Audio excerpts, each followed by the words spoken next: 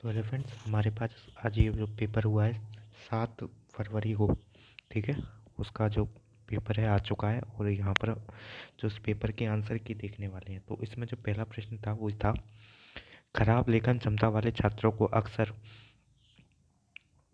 शिक्षकों द्वारा बौद्धिक रूप से अक्षम के रूप में चित्रित किया जाता है। तो ये मतलब एक रूढ़वादी सोच है। इसका जो कारण देख लेते हैं। शिक्षक में अंतर्निहित पूर्वाग्रह होते हैं और छात्रों के सीखने के व्यवहार के बारे में धारणा रखते हैं जो छात्रों के विकास को प्रभावित कर सकते हैं, ठीक है।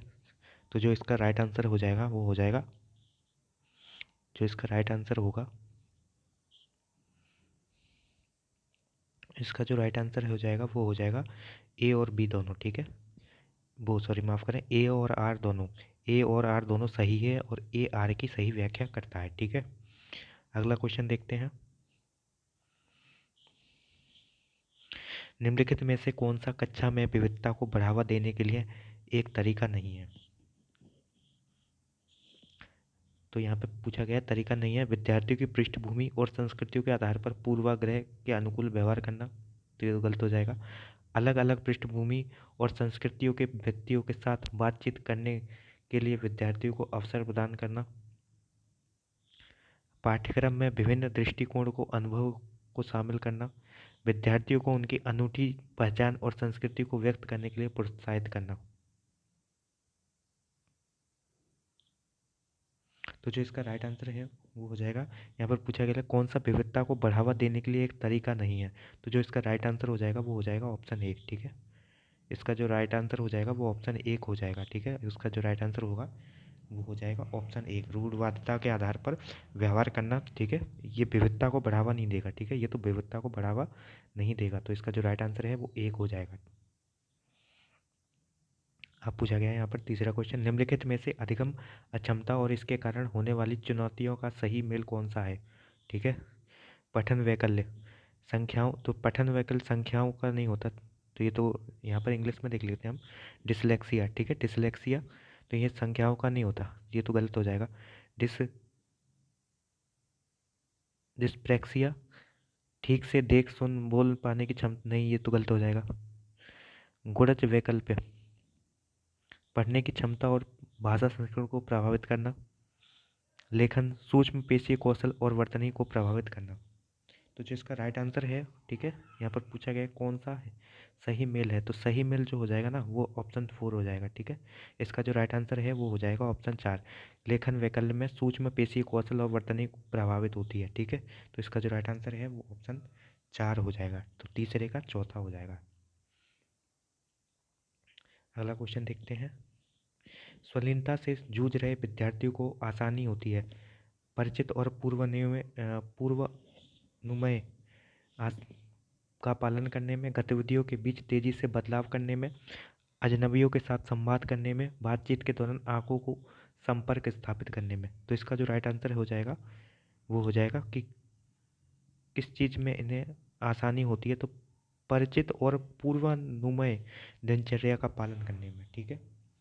इसका राइट आंसर एक हो जाएगा चौथे का। अभी जल्दी जल्दी आप लोग मिला लीजिए, ठीक है। और जिनका एग्ज़ाम सेकंड शिफ्ट में है वो जल्दी से इस पेपर को देख सकता है ना। प्रतिभाशाली बच्चों के बारे में निम्नलिखित में से कौन सा कथन सही नहीं है। प्रतिभाशाली बच्चे विशेष क्षमताओं और सामर्थ्य के साथ पैदा होते हैं जिन्हें विकसित करने की आवश्यकता होती है। प्रतिभाशाली बच्चों में जिज्ञासा की भावना कम होती है और उनकी कल्पना शक्ति कमज़ोर होती है। तो इसका जो यहाँ पर पूछा रहा है कोई कौन सा कथन सही नहीं है, तो इसका जो राइट आंसर है वो 2 हो जाएगा, ठीक है। इसका जो राइट आंसर है वो 2 हो जाएगा, ठीक है। इसका राइट आंसर 2 हो जाएगा, पाँचवें का 2 हो जाएगा। जो प्रतिभाशाली बच्चे होते हैं उनमें जिज्ञासा की भावना की कमी नहीं होती बल्कि अधिकता होती है ना। तो यही वाला जो यहाँ पर नहीं पूछा गया है, तो इसका जो राइट आंसर है वो 2 हो जाएगा, ठीक है। अगला क्वेश्चन है, विद्यार्थी द्वारा स्वयं त्रुटि का विश्लेषण अधिगम प्रक्रिया का एक निरर्थक निरर्थक नहीं है दोस्तों, ये गलत हो जाएगा। विद्यार्थियों के लिए अधिगम को स्मृति में बनाए रखने में सहायता करता है। तो जो इसका राइट आंसर है वो 2 ही हो जाएगा, ठीक है। तो छठवें का 2 हो जाएगा राइट आंसर। सातवां क्वेश्चन देखते हैं। घोषणात्मक ज्ञान और प्रक्रियात्मक ज्ञान के संबंध में निम्नलिखित में से कौन सा कथन सही है? प्रक्रियात्मक ज्ञान आमतौर पर कार्यविधि उन्मुख होता है।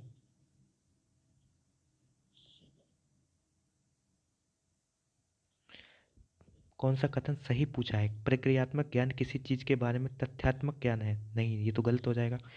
घोषणात्मक ज्ञान इस बात पर जोर देता है कि कोई चीज कैसी करनी चाहिए। घोषणात्मक ज्ञान को विश्लेषणात्मक ज्ञान के रूप में भी जाना जाता है। तो ये दोनों गलत हो जाएंगे। जो इसका राइट आंसर है वो एक हो जाएगा, है ना। जो जो सातवें का राइट आंसर है वो एक हो जाएगा। ठीक है, आठवां देखते हैं। जिन विषय जिन विषम वस्तुओं को मौजूद संज्ञानात्मक संरचनाओं में विस्तार या संशोधन की आवश्यकता होती है उन्हें सीखने में डैश समय लगता है और वे डैश अवधि के लिए स्मृति में बने रहते हैं। तो जो आठवें का जो राइट आंसर है वो तीन हो जाएगा। ठीक है, आठवें का जो राइट आंसर है वो तीन हो जाएगा। अगला क्वेश्चन नौवां देखते हैं। शिक्षक को किसी बच्चों के ऐसी प्रश्नों पर ध्यान केंद्रित करने के लिए पुरुषार्थ करना चाहिए कि मेरा सीखने का लक्ष्य है और वहाँ पहुँचने के लिए मुझे क्या करने की ज़रूरत है। जब छात्र समझते हैं कि काम प्रदर्शन के आत्म मूल्यांकन कैसे किया जाए तो वे समझ का उपयोग खुद को सीखने और अपनी प्रगति में मदद करने के लिए कर सकते हैं। तो जो इसका राइट आंसर है वो हो जाएगा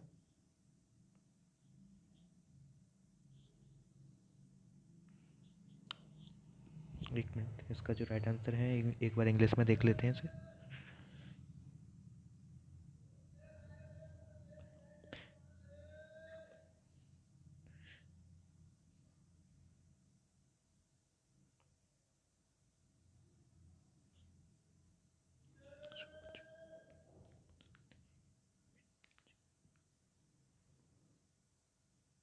तो जो इसका राइट आंसर है वो तीन हो जाएगा। ठीक है, इसका जो राइट आंसर है ऑप्शन तीन हो जाएगा। ठीक है, इसका राइट आंसर तीन हो जाएगा।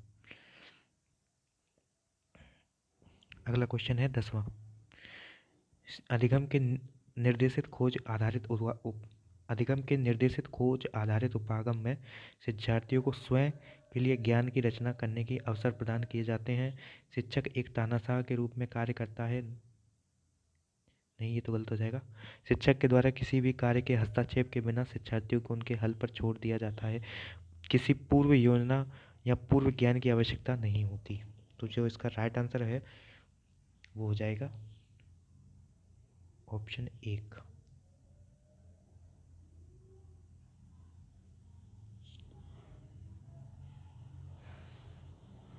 अगला क्वेश्चन है निम्नलिखित में से कौन सी रणनीति बच्चों में वैचारिक समझ विकसित करने में प्रभावी नहीं है? प्रभावी नहीं है। विद्यार्थियों से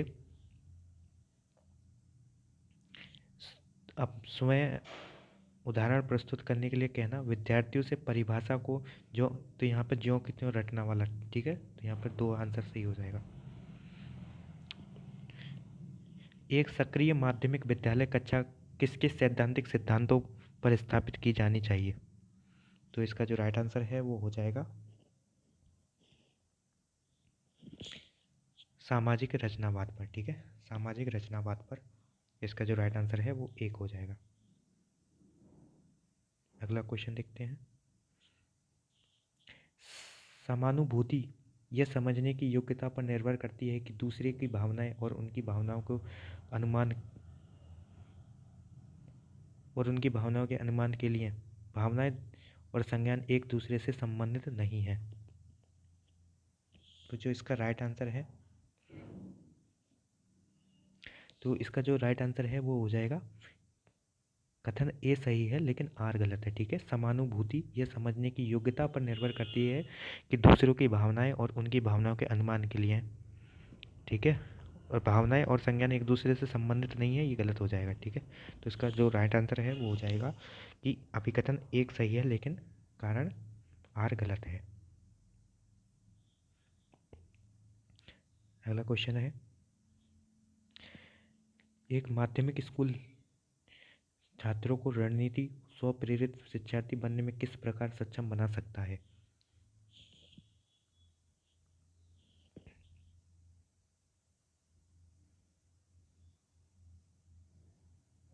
तो इसका जो राइट आंसर हो जाएगा वो 3 हो जाएगा। ठीक है, छात्रों को उनके अधिसंज्ञानात्मक ज्ञान और कौशल विकसित करने के लिए प्रोत्साहित करके। अगला क्वेश्चन है, निम्नलिखित में से कौन सी आंतरिक अभिप्रेरणा का उदाहरण है? तो यहाँ पर हो जाएगा व्यक्तिगत रुचि, कार्य करने के आनंद से अभिप्रेरित अभिप्रेरणा। तो 15 का 4 हो जाएगा। ठीक है, 16 का क्या हो जाएगा दोस्तों?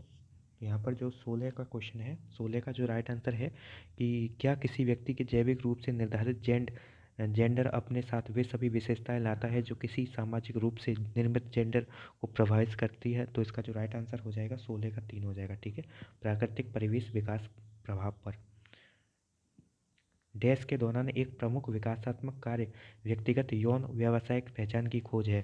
तो इसका जो राइट आंसर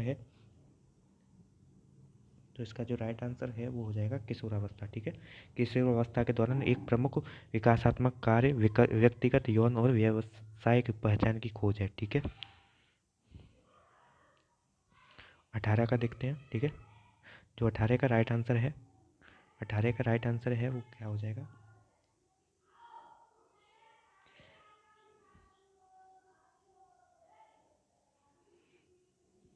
बच्चे समाज के मूल्यों और मानदंडों को प्रत्यक्ष और अप्रत्यक्ष तरीके से सीखते हैं। सही हो जाएगा। सामाजिकरण समाज के रीति रिवाजों और अनुष्ठानों को पारित करने की एक सरल प्रक्रिया है। तो एक सरल नहीं है, जटिल प्रक्रिया है। तो ए सही है और आर गलत हो जाएगा। ठीक है, तो यहाँ पर जो 18 का है वो ऑप्शन जो ए है ना, ये सही हो जाएगा, एक सही हो जाएगा। 19 देख लेते हैं। जीन पियाजे के संज्ञानात्मक विकास के सिद्धांत के अनुसार निम्नलिखित में से कौन सी क्षमता औपचारिक संक्रियात्मक सोच के मूर्त संक्रियात्मक सोच से भिन्न करती है?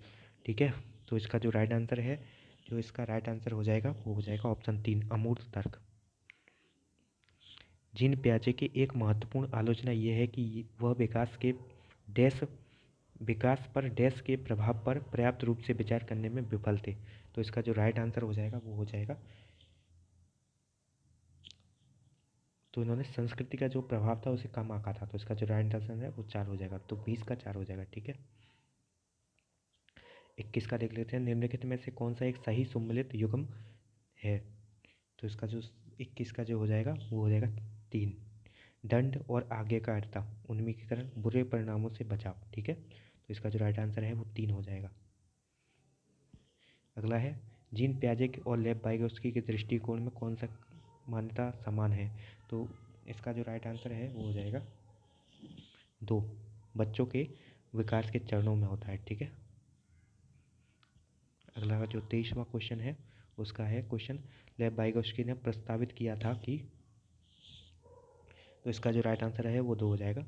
बच्चों में बहुत क्षमता होती है जिससे वे कार्य भी शामिल होते हैं, वो दूसरों के सहयोग से कर सकते हैं। ठीक है, तो ये पार वाला कॉन्सेप्ट यहाँ से लिया गया है। ठीक है, तो यहाँ पर जो राइट आंसर है वो 3 हो जाए, 2, 23वें का 2 हो जाएगा राइट आंसर। ठीक है, इस बच्चे ने सही लगाया है तो यहाँ पर 2 हो जाएगा। अगला क्वेश्चन 24वां क्वेश्चन देख लेते हैं। ठीक है, अब मैं जल्दी जल्दी आंसर बताते चलता हूँ क्योंकि जो सेकंड शिफ्ट वाले बच्चे हैं वो भी ये वीडियो देख सकें। तो 24 का जो राइट आंसर है वो हो जाएगा, जो 24 का राइट आंसर हो जाएगा वो हो जाएगा, ये दोनों ही गलत हैं। ठीक है, बुद्धि परीक्षण और विस्तृत अवलोकन के संचालन का उद्देश्य बच्चों के विशिष्ट आयाम और क्षमताओं की तुलना करना होना चाहिए। तो ये गलत हो जाएगा। बुद्धिमत्ता एक जन्मजात क्षमता है और इसे पोषित नहीं किया जा सकता। ठीक है, तो ये भी गलत हो जाएगा। दोनों ही इसका जो है ए और आर दोनों गलत हो जाएंगे। ठीक है, अगला है, एक शिक्षिका जो अपने माध्यमिक स्कूल की कक्षा में सचेत रूप से सभी जेंडर के वैज्ञानिक उदाहरण लेती है, कोशिका कोशिका कर्वे है। तो इसके जो राइट आंसर है जो हो जाएगा वो हो जाएगा, तो ये हो जाएगा 3, सभी जेंडर रूढ़वादियों को तोड़े। ठीक है, इसका जो राइट आंसर है वो 3 हो जाएगा। और ये 26वां क्वेश्चन है, सभी लड़कियों द्वारा मेहनत और ईमानदार होती हैं जबकि लड़की, तो ये गलत हो जाएगा। ठीक है, ये गलत हो जाएगा।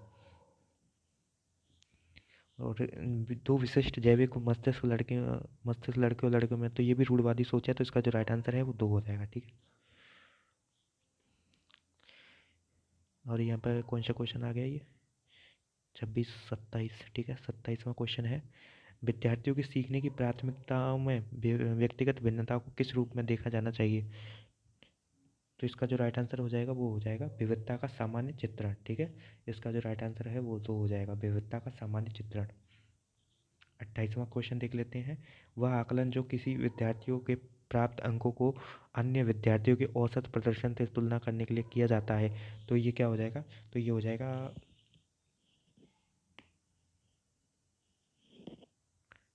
तो ये हो जाएगा मानक संदर्भित। ठीक है, मानक संदर्भित जो इसका राइट आंसर हो जाएगा।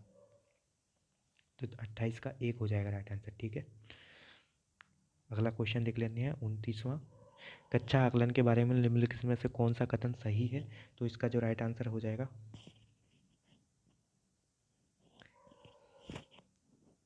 ठीक है, इसमें थोड़ा डाउट है क्वेश्चन में। ठीक है, थोड़ा थोड़ा डाउट है इसमें, क्वेश्चन नहीं डाउट। एक मिनट मैं एक से चेक कर लेता हूँ इसे। हाँ, तो इसका जो राइट आंसर हो जाएगा वो हो जाएगा, आकलन को छात्रों के अध्ययन करते समय संज्ञानात्मक प्रक्रिया को प्रभावित करना चाहिए। आकलन को अपने आप में सीखने के अनुभवों के रूप में काम करना चाहिए। आकलन को छात्रों के सीखने के लिए डर और तनाव पैदा करना चाहिए। निम्नलिखित में से कौन से कथन सही हैं? आकलन को छात्रों के सीखने के लिए डर और तनाव पैदा करना चाहिए। तो इसका जो राइट आंसर है वो हो जाएगा, ठीक है,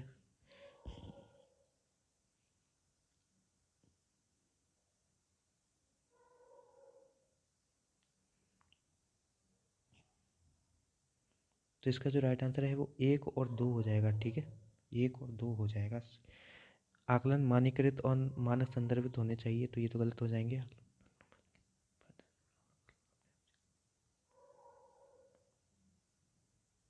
तो इसका जो राइट आंसर है वो 4 हो जाएगा। ठीक है, इसका जो राइट आंसर है वो 4 हो जाएगा। 1 और 2 सही है। ठीक है, 1 और 2 सही है और ये दोनों गलत हैं, तो इसका जो राइट आंसर है वो 4 हो जाएगा। अगला क्वेश्चन है, निम्नलिखित में से कौन सा प्रश्न विद्यार्थियों के उच्च स्तरीय आलोचनात्मक और विश्लेषणात्मक चिंतन कौशल को बढ़ावा देगा? तो इसका जो राइट आंसर हो जाएगा वो हो जाएगा, अखबारों को लेख पढ़ने और नए शब्दों की सूची बनाएं। नहीं, अखबार और लेख पढ़ें और एक उपयुक्त शीर्षक के बारे में सोचें। एक घटना को दर्शाने वाले 2 अखबारों के लेखों में निहित मान्यताओं की पहचान करें। एक विशिष्ट अखबार, तो इसका जो राइट आंसर है वो 3 हो जाएगा। ठीक है, तो ये आज की जो वीडियो है, ठीक है, ये हमने CDP के 30 क्वेश्चन कर लिए। ठीक है, आज का जो पेपर हुआ था 7 फरवरी वाला, और भी जो इसके जो और क्वेश्चन है उनकी वीडियो भी हम लाएंगे। ठीक है, सेकंड पार्ट में और भी क्वेश्चनों का आंसर की बताई जाएगी। तो वीडियो देखने के लिए धन्यवाद।